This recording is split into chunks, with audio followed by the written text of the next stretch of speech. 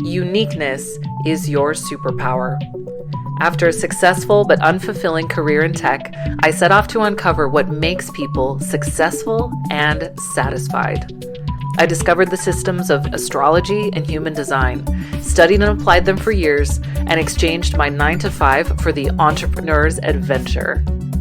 Now I share insight from the cosmic cutting edge. This podcast is for ambitious people ready to use their unique genius to create wealth, positive impact, and personal fulfillment. We'll talk personal branding, business, and leadership. Time to be courageous and seen. Let's reach for the stars. Welcome back to the Cosmic Queen podcast. I am so excited because today in our studio, we have a very special guest with us. We have Nicola Stegmann. Welcome, Nicola.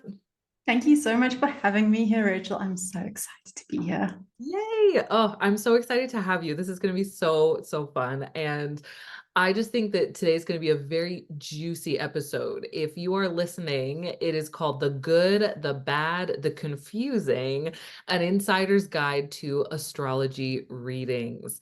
And this is just a rich topic. We are actually going to give you not one, but 2 episodes around this topic of astrology readings. Today, we're going to dive into things from the perspective of you, the client, the person who is purchasing the reading, the person that's experiencing the reading.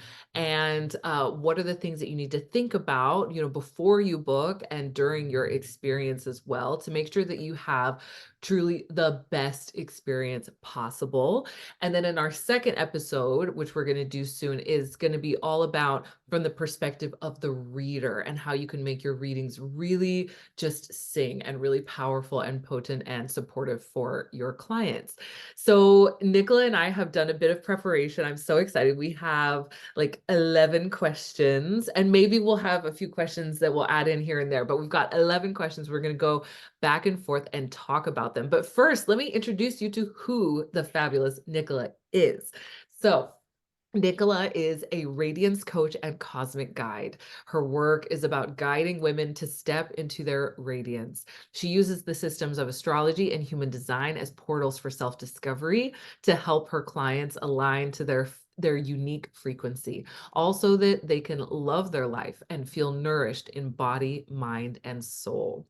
And Nicola is also a reader for Cosmic Queens. So if you come to us and you're like, I am just so ready to learn about myself, learn about what is in the stars for me, you will book a reading with Nicola, whether it be astrology or human design or both, which is my preference. Do both.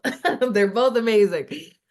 Nicola and I worked together previously, and she has developed an incredible business and become such an incredible reader. Her readings are truly life-changing, and you are lucky if you get a chance to experience her magic. So I'm so excited, Nicola, for you to be here. Oh, thank you, Rachel. That is such a beautiful introduction. And yes, you're an incredible reader too. And I think you did one of my first ever readings. So I can Yes.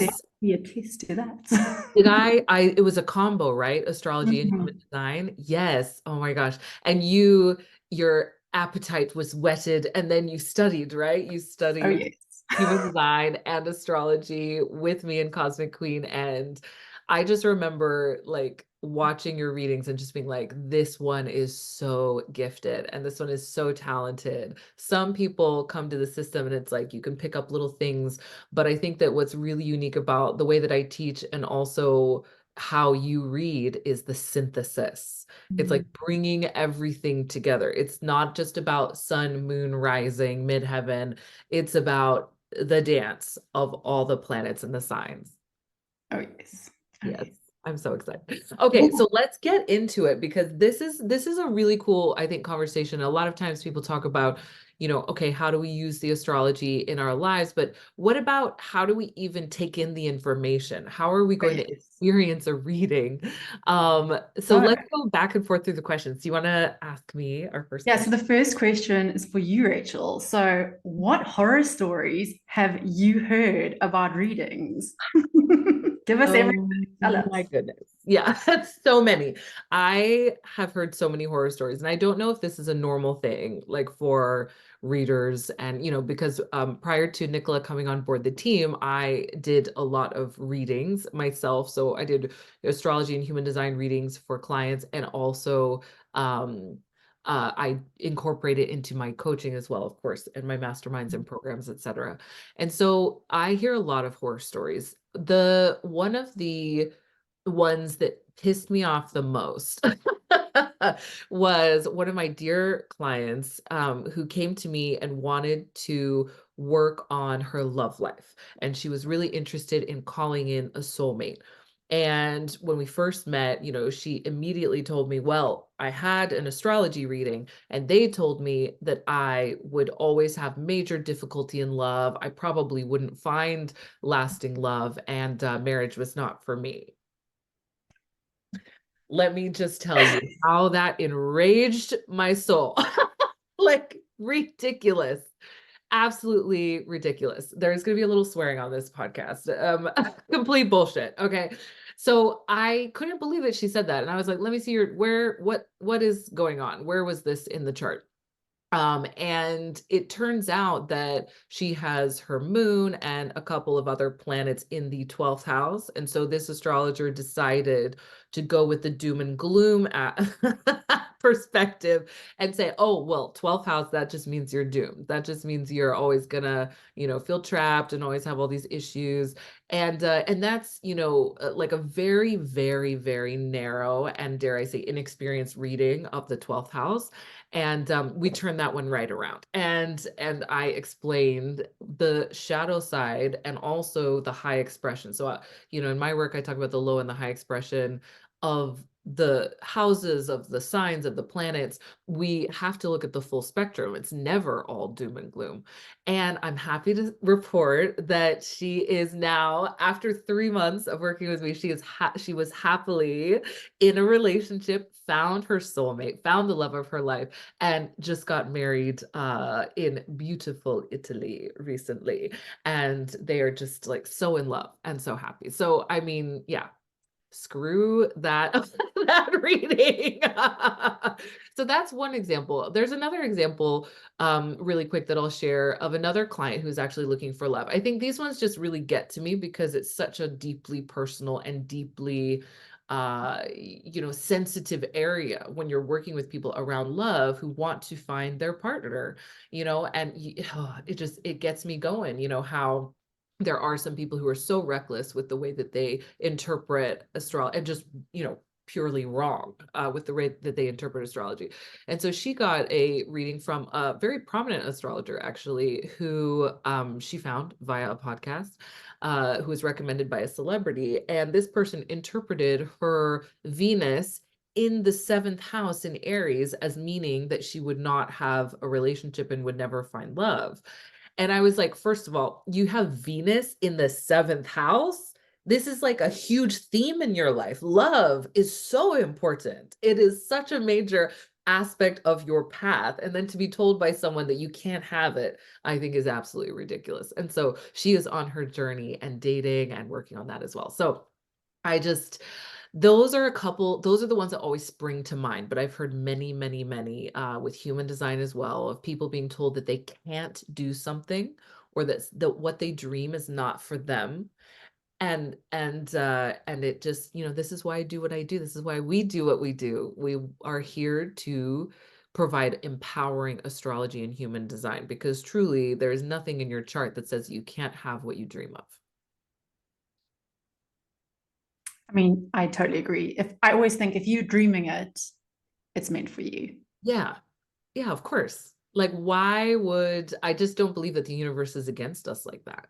That's just not my worldview. And it's not how I've seen the world to be, with all of my clients. Like, my clients have been through a lot of stuff. I've been through a lot of stuff, a lot of real life, difficulty, trauma, etc.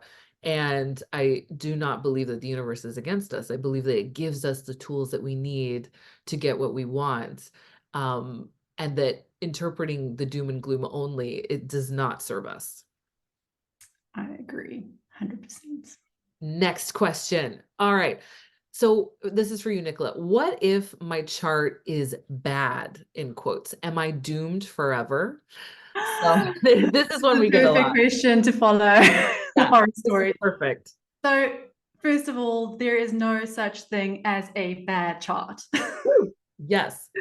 That is just fact. Yeah. Fact. You heard it Um, here.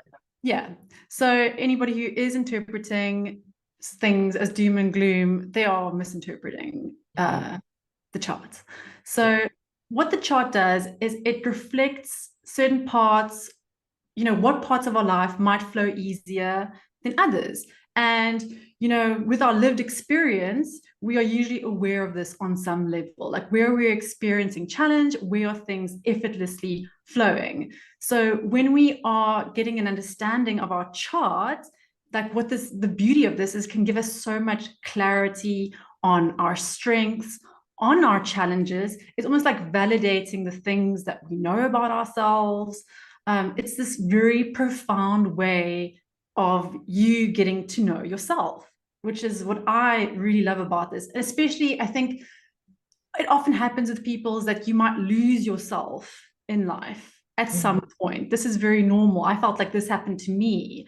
This is what brought me to astrology, is like I was just looking for a way back in to getting to know myself again. And, you know, exploring your chart, it's about developing and creating self-awareness so that we can play to our strengths, so we can work with our challenges, and so we can also navigate life with more self-compassion. I think this is Mhm. really important. We can be so hard on ourselves. We can have these perfectionist tendencies, and yeah, these extreme pressures that we place on ourselves as ambitious women who want to create amazing lives. Yes. Um, so yeah, I think the truth is that we all have this amazing potential for growth, for transformation, for self-realization, and I really believe that every aspect, every placement, every configuration in the birth chart, it's there as an opportunity for us to learn and evolve. Mhm. When we have so-called difficult aspects, these are opportunities for our soul growth. Mhm. These are here to give us maybe experiences for our development. I think there's a lot of beauty in that. And I've also found, I don't know about you, Rachel, but I think when you're working with the more challenging aspects in a chart, there's a lot of, um, it's almost those things that create this inner drive, that Mhm. create this energy for change and Yes. movement that can push or pull and drive us forward, and that can help us make things happen. Whereas these more comfortable aspects in the charts, they're Trines. great, they're nice, but they're not necessarily going to generate the kind of movement that can sometimes really help us move along. Yeah, that's exactly. Oh, I fully agree with you there. I think it is, yeah, whenever I see a lot of tension in someone's chart, like I love reading the red aspects. Like when you're in general, when you're looking at a software and you see red lines, those are the ones that people are afraid of. And I'm like, ooh, yes, like because I know that's where the creativity is going to come in. That's Yeah. where, yeah, the growth is. That's where like the magic happens. And I think that's where we can really start to get to know ourselves, because sometimes we have these opposing, this duality, this complexity, and we're like, how can X possibly sit with Y? But this is being a human. Yeah. Yeah, exactly. Like we love contrast. We love oh, I can't think of the word right now, but when two opposites are true at the same time. Like Oh my God. And also that whole opposites attract. I mean, like, yes. this is what creates that magnetism and like just Yes. It's hot. special. It's hot. Yeah, it is. Exactly. Exactly. Don't like deny the side of yourself. Exactly. Absolutely. Such So, a Rachel, okay. Yeah. have you gotten readings before yourself? And what was your experience? Yes. Okay. I love this. I love this question because no one usually asks me. That's why I like that we're doing this, because usually people don't necessarily ask us this, but they wonder. And so, yeah, I actually have never had an astrology reading. So if I had to think about it, I was like, wait, no, I've never had an astrology reading. I've had astrologers look at my chart and we chat about it as peers, right? And so we'll like dissect things. And I mean, I could do that, all day to the cows come home. That's so fun. But I have had a human design readings. So my human design readings were completely life-changing. The first one I got from an amazing guy named Tim, second one from with Jess Fields herself, my human design teacher and mentor. I know, so good. So both of my readings were incredibly positive experiences. The first reading I had was when I had just started dabbling in human design. So it was pretty new. And actually I've been wanting to go back and watch it. So maybe I'll try and do that this week. Just to watch, baby Rachel find out about all this, all this, all this that was going to become her future. But I felt so seen. And in my human design reading, there were it was like taking like these layers off of this onion of kind of protection that I had and trying to be respected and professional and successful in life according to a corporate model. At the time I got this reading, I was still in my corporate job. I hadn't left. I hadn't set up my business yet.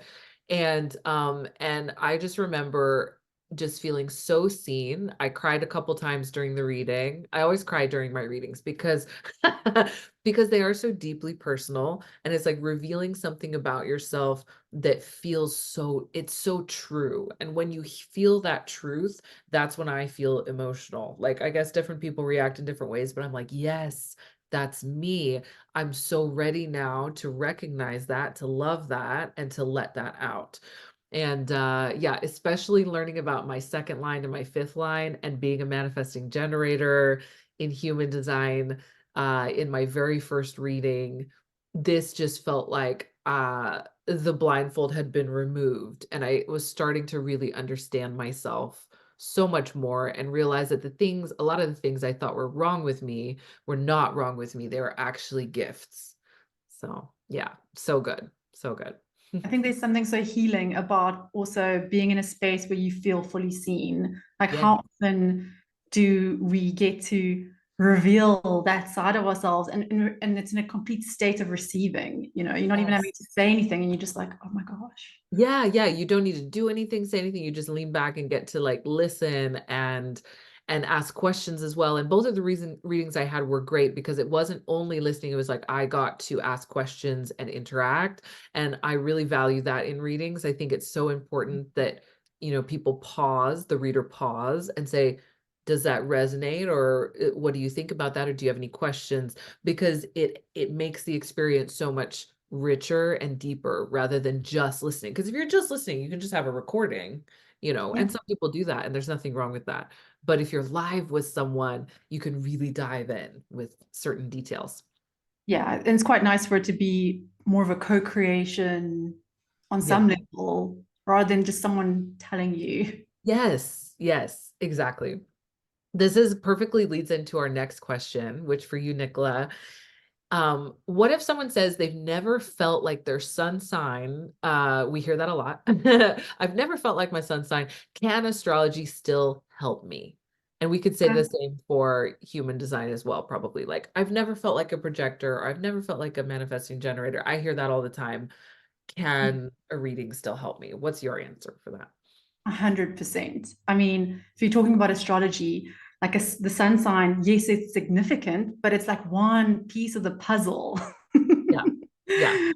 Yeah. Astrology, human design, these are very complex systems because they're about complex human beings. So, when we are looking in a reading, we're looking at your whole chart, we're looking at multiple celestial bodies at the time of your birth, including, like you were saying earlier, like, your big three. Mhm. So, sun, moon, rising. Even when you just go beyond the sun sign to those, you start getting more nuance, more complexity, maybe like more of a, oh, yes, that feels more like me. And then you've got all the other planets. You've got all these interesting points. I mean, it's a very complex system. You've also got the houses, which I think adds a very significant layer. So where are these Like, where is the sun in your chart? Where Yeah. are these different planets in your chart? And then, like we were talking about earlier, like there's the relationship between them. So it's about the synthesis, it's about looking at the chart holistically. And I mean, yeah, sun, moon, rising. If you just look at that, like if you just start getting more of an idea of the moon, which is like your inner world, your emotional nature, like how you nurture yourself. And then you've got like the rising sign, which is more of like, well, there's a few different interpretations, but it's like, how do we, present ourselves to the world? How are we interacting? Sometimes people even say like it's the mask that we might have on to the Mhm. world. Mhm. And yeah, so many juicy placements. So So many juicy placements. And like, exactly. If you just take one, there's no way that that really paints a picture of the whole person.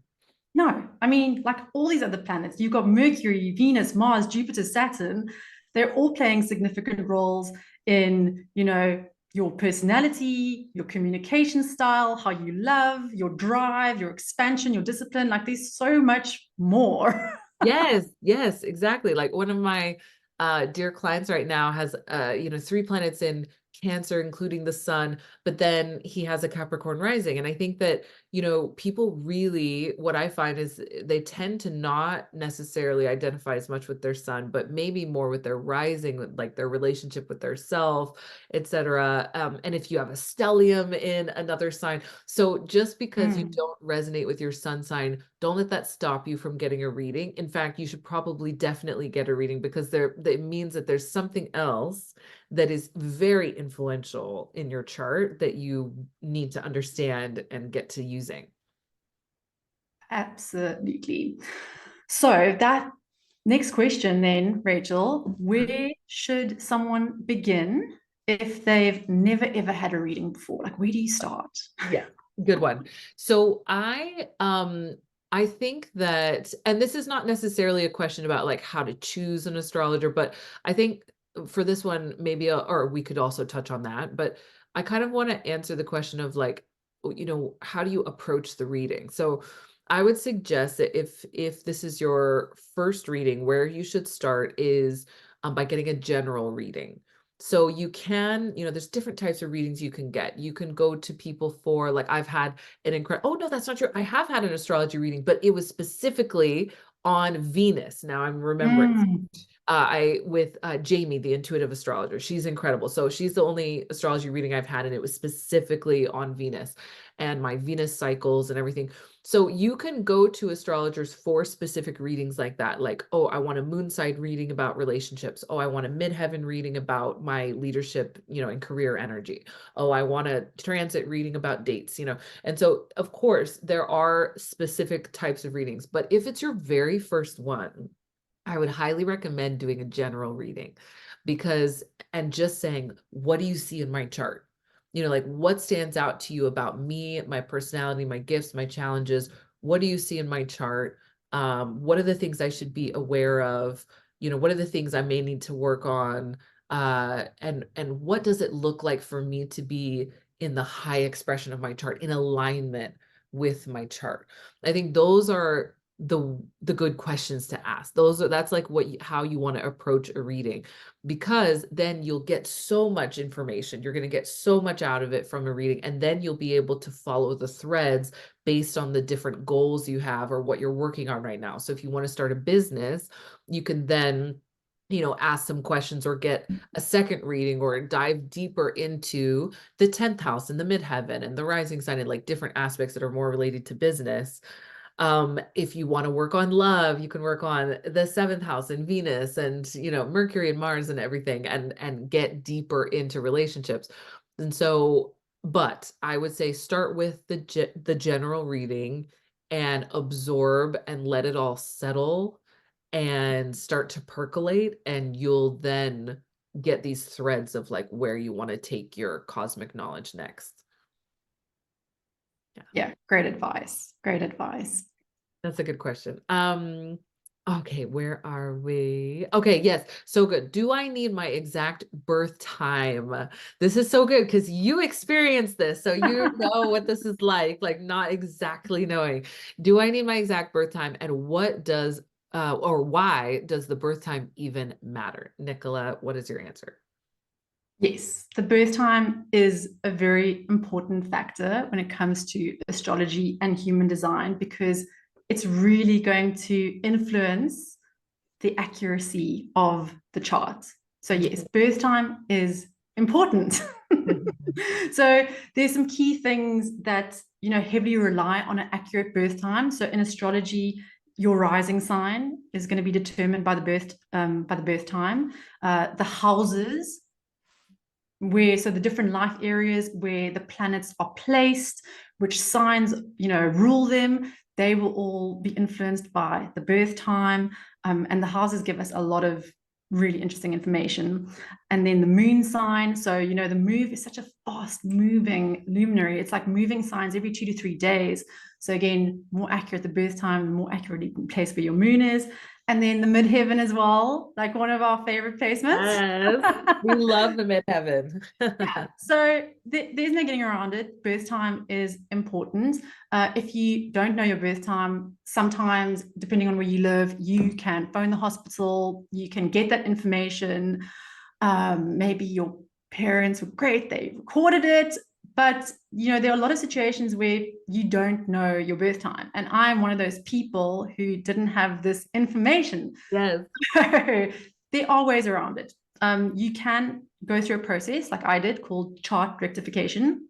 Mhm. And it's where you essentially work with an astrologer who specializes in this process because it's very complicated. Yeah, it's very complex, very specific. Yeah, it's a lot of work for the astrologer. And best advice I can give you is you need to kind of try and get a window of time if you can. The narrower the window of where you think when you think you were born, the better. And then they kind of go through like your whole life, all these significant events, and they work out based on the astrology throughout your life, like what would be the most accurate time. And then also, what I would say is when you start to get to know the system more, or you're working with someone who knows the system well, you can also start playing around with your birth time to see how things might shift for you. So I had a client who she had a stellium, loads of things happening in her first house in Capricorn rising, and she was just did not resonate with this energy at all. So she came back to me at one stage. She'd been talking to her mum, and she'd said, well, I can't be exactly sure that the birth time I gave you was accurate. So we started playing around with the birth time. And I was just looking at the charts, and I shifted it by, I think it was 30 minutes to an hour. So it wasn't massive. And all those planets went into the 12th house, Okay. and her rising sign changed. And all of So a is sudden, it I was like, Sag? Mm, this makes more sense. yeah. Yeah. Um, because again, 12th house, one of the things that can happen in that area, it's so funny that we're talking about the 12th house so I much. love it. Let's give the 12th house some love. Yeah, but sometimes it can be that those, the placements there, they don't express themselves as Yes. clearly. I think Yes. I've heard of it described before. Might even you, Rachel, said to me, it's like almost like Vaseline, like over a lens. So Uh-huh. again, there's always a reason that you feel the way you feel, and we've just got to find it and look at the charts. And yes, like with the new rising sign, I was like, I can see it. So yeah, it's important the birth time, but I know some people even douse their birth time. Yes, yes, you can do dowsing. There's so many different ways, but I personally like chart rectification, which I know is what you did. I think I referred you. And if anyone, is interested in doing chart rectification, just message us on Instagram. I do have an incredible woman in Canada that I refer people to for that, and she does a special deal for us. So just let me know if that's something that you want. But yeah, there are many different ways of finding it as you've described. And I think it's just so important to make sure that you have the right time. Yeah. And I think the beautiful thing about it is that if there is a little bit of uncertainty, I think the gift is that at the end, you're the one who makes the decision about what resonates. Yes. Yes. And And you know as well, like your client knew that that rising, like Capricorn rising was not the vibe and Sag rising was correct. So yeah, love that. So good. so, Rachel, can you predict the future? What if someone is scared of hearing future predictions that they may not be ready for? What is Right. your take on Right. that? So here's my like hot take on this. Okay. So my perspective on this, is not going to be the same as every astrologer out there. There will be some astrologers out there who may listen to this and want to fight me. Okay. So I don't believe that we can predict the future. I think that that is more as astrologers. I think that's more the realm of psychics and those who are working with the spirit world. But at the same time, there's always a caveat. I believe in free will. I believe that at any time we can change the future through our current decisions and our current actions. And that is both a relief and also scary because it means that our decisions have weight and our decisions have impact and the butterfly effect is real. And so if that is the case, then why would we want to look ahead? Why would we want to use astrology for an aspect of divination? Like, why would we want to look at transits and timings and years and cycles and all of these kinds of things? Well, the answer to that is because cycles are powerful. And astrology reveals to us the energies that we're going to be experiencing at a certain time in a certain area of our life. It doesn't tell us what we are going to choose to do. It doesn't tell us what our decision's going to be. It just shows us the direction and the areas that we are likely to experience opportunities or challenge. And I think that this is incredibly helpful because, knowing, like, for example, right now, I'm going through my nodal return. So on this date, the North Node is in Aries, South Node is in Libra, which is exactly where my natal North Node and South Node are. So anyone born around the same time as me in 1986, we're all experiencing our nodal return. You too, right? Yeah. And so I knew this was coming and I knew that there would be this like turning point in my life. I like to talk about the nodal return as a turning point. It's this moment when, we may have strayed slightly off the path and the rubber band of our, you could say, destiny is like trying to help us come back into alignment. And destiny is an interesting concept, but I always believe that it is shaped by who we are and who we choose to be. And so, I have a choice during this nodal return whether I'm going to resist or whether I'm going to collude with the nodes. And if I resist, I know that things are going to be harder. If I decide to be more people pleasing, if I decide to overly compromise, I'm talking about Libra South Node stuff. If I decide to not heal those aspects of myself right now, I'm inviting pain. Like, I just know that. I know it's tough. But if I lean into independence, if I take more risks, if I let myself be more of that, kind of warrior energy of that Aries North Node, especially around my business, because it's all my second house, then I know that I'm going to be tapping into a beautiful opportunity for alignment, a beautiful opportunity to come back, on track, onto the path for myself. And I'll embrace this turning point. So, uh, does that mean that I predicted my future? No, it just means that I knew that there was going to be the specific energy in the specific area of my life around money, especially where I was going to need to have some come to Jesus moments, and I'm having them. And it's happening. And I'm like, yeah, I knew this was going to happen. And here we are. But the difference is that I get to choose how I'm going to meet this. I get to choose what decisions I'm going to make, and I get to choose how I'm going to experience this cosmic weather. So that's my take It's on. almost like you can't stop the rain, but maybe you can have an umbrella and a Yes. raincoat, and you're Yeah. like ready, Yeah. Yeah. You got the could choose how gear. wet you're going to get. Yeah. Have your umbrella, your galoshes, like get ready. And yeah, and so it's very useful, I think, to read transits and use astrology across time. But what's not useful is to think to yourself, well, I have no choice and it's doom and gloom and this is just going to happen to me and I'm, tossed around by the waves of fate, because I don't believe that that's true unless we think it is, if that makes sense. Mhm. Yeah.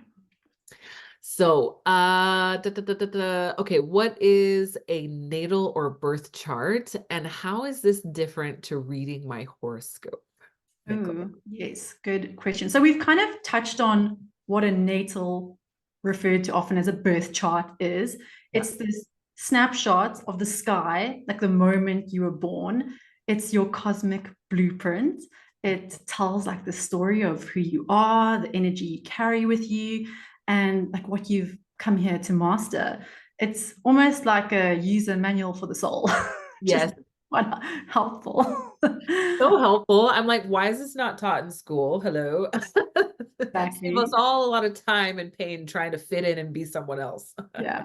But what most of us have been introduced to is a horoscope. So Right. a horoscope is it's usually like this general astrological forecast that you may have seen in a magazine in the Cosmo or in like the Yep. paper. And it's normally for a specific period of time, usually based on a sun sign. And it's like this little generic prediction where they're not taking into account like the complexity of your whole chart, where all the other planets are, like, the whole house system is not Yep. necessarily accurate. Mhm. So you're getting like this tiny piece of the puzzle. So sometimes something may resonate, but, like we've discussed, there is so much more to us than our sun sign. Yes. Yeah. Yes. Yes, exactly.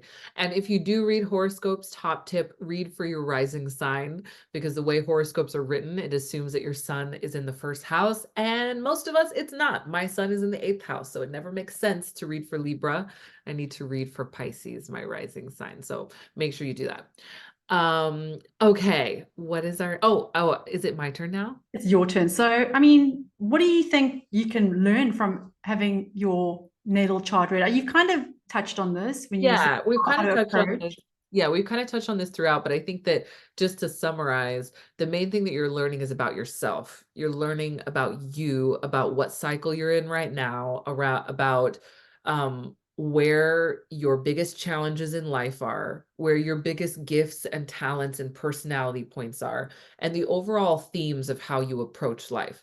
And the reason that this is really important, like I'm an identity coach, and I realize that the field of identity work is like my favorite. And this is why I came to astrology and human design, because when you're looking at your chart, you're just learning yourself. And it's funny because some people might say, oh, well, I already know myself. Da da da da da. I'm like, okay, well, good for you. A lot of us struggle to understand ourselves clearly because we only grew up learning about ourselves as seen in the reflection of someone else's eyes.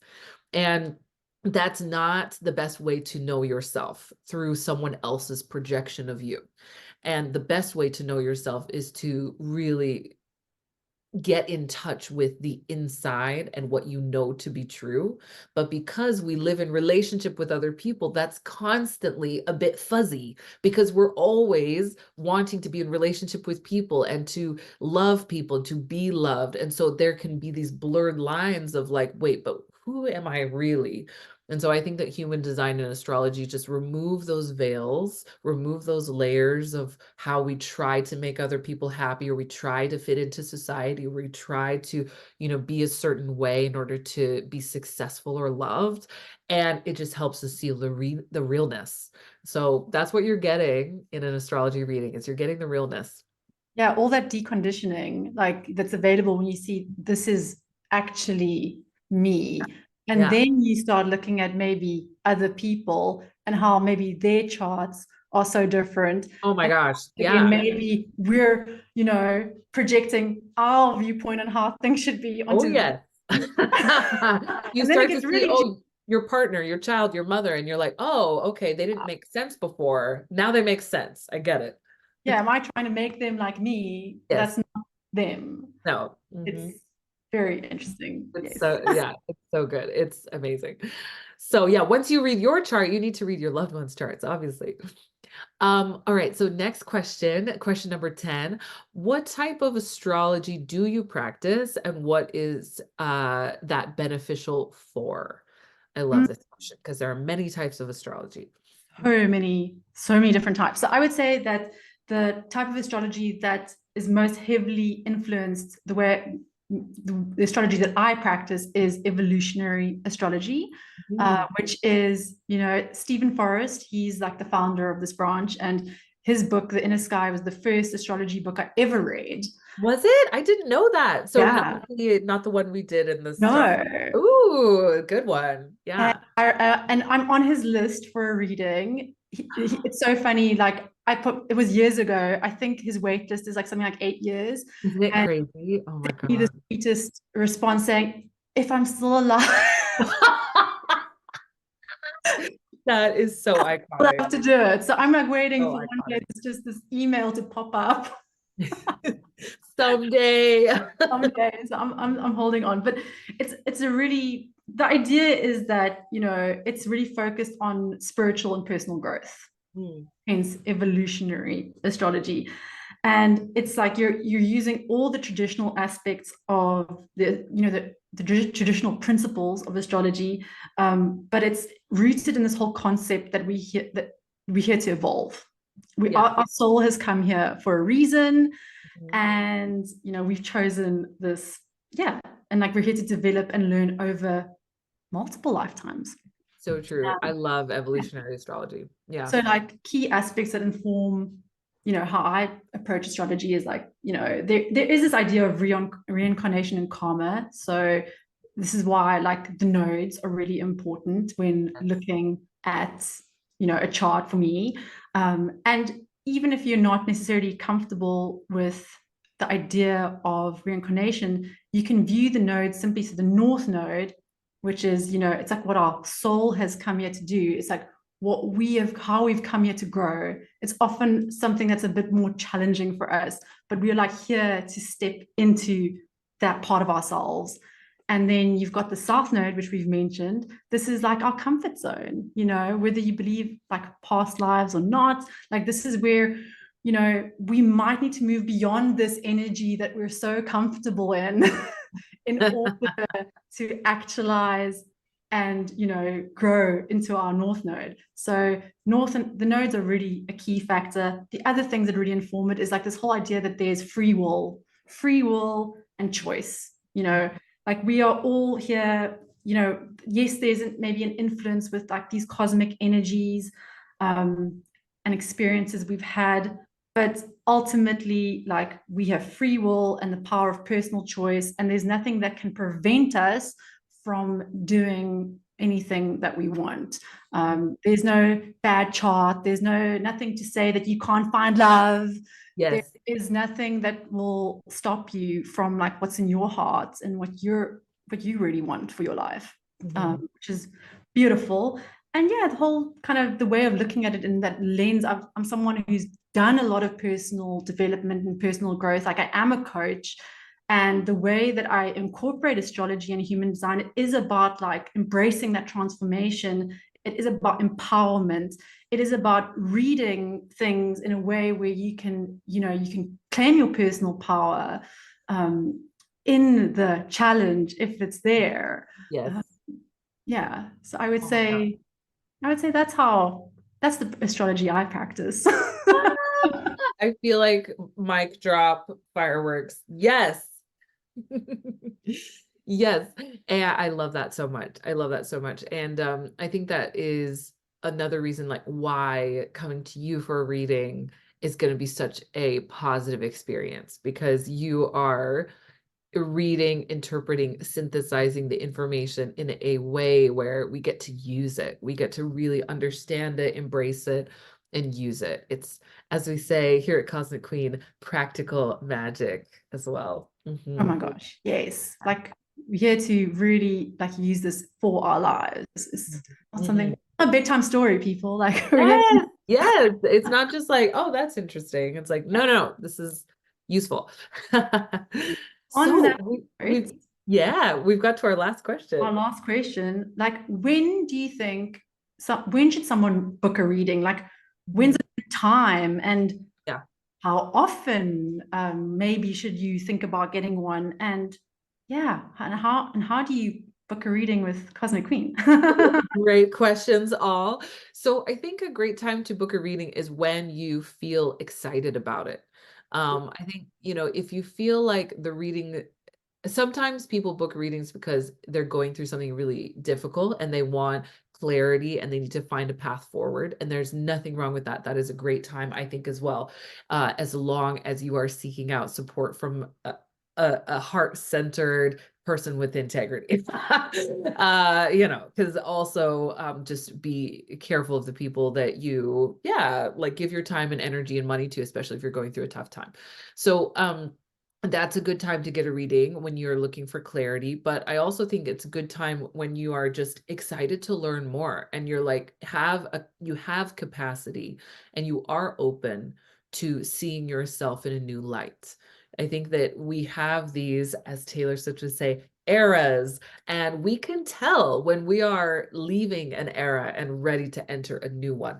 And this is a brilliant time, that could be new motherhood, that could be being single but being ready for connecting with a new partner, that whatever the era is for you, starting a new job, starting a new career, starting a new business. Like, I think at era transitions and switches, this is the perfect time to get a reading, or when you are seeking clarity. So I think those are the great times to go for it. Um, in terms, let's see, what else did you ask me? Oh, how do you book a reading? Oh yeah, I was gonna say also like birthdays as like a Oh yeah, fun, birthdays. Well, like yeah, just because that's a new era a or new year. yeah, Mhm. something you can give yourself Yeah. and something that you can give someone that you love. Like it's a Yes. Yes. really fun way to like celebrate that time. Oh, absolutely. Like birthdays is your solar return. And then also like the new year is a great time too, because then you're like ready to go. How often? Oh, you did ask me how often. How often there's no rule, there's no rule with that one. I know some people, they want to go and get like a top up every quarter. Some people work with their astrologer, consistently throughout the year, so they just can ask them any questions throughout the year. There's lots of different ways to do it, so there's no rule when you feel That's called. why it's quite fun as coaches when we're creating these systems because we're kind of like we're not only a coach, but we're also like a personal astrologer. Or Yes, I know, you get like, yeah, 2 for 1 or 3 for 1 with human design. I love it. If you are interested, if you loved, hearing about the experience and the insight and the know-how that Nicola and I shared today, and you want to book a reading with Nicola, please do. If you're feeling called, the easiest way is to go to any of our social media. So Cosmic Queen HQ on Instagram, TikTok, YouTube, Facebook, etc. Go and find us there. You can also go to our link tree, which is just linktr.ee/Cosmic Queen HQ. You'll find all the booking links if you want to book a gift as well, or the links will also be in the show notes, of course, because we have show notes around here. We're professional like that. So yeah, if you want a reading, please do. It is truly a life-changing experience. It is a confronting and a clarifying experience, and I encourage everyone to do it. mm, Beautiful. Thank you so much, Nicola. Thank you for being here. Thank you for doing these 10, 11 questions with me. I've loved this format. And next time, we're going to talk all about readings from a reader's point of view, which I think is going to be such a dynamic discussion as well. I can't wait. can't wait. This has been absolutely beautiful. Thank you. Wonderful. Thank you.